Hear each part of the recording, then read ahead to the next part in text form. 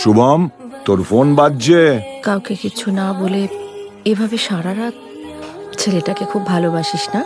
খুব ভালোবাসলে একটা আগুন জ্বলতেই থাকে, কারো কারো আবার সেই আগুনে হাতও পুড়ে যায়। কিন্তু ভেতরের আগুনটাকে তো বাইরে আনতেই হবে মা। বাবার মতো চোখটা বন্ধ করে রাখলেই হতো বলো। জানি না তুই আমাকে কতটুকু চিনিস। যতটা চিনলে এড়িয়ে থাকা যায়। এই যা, এই কথাগুলো তুমি এবার কাকাকে গিয়ে বলবে নাকি?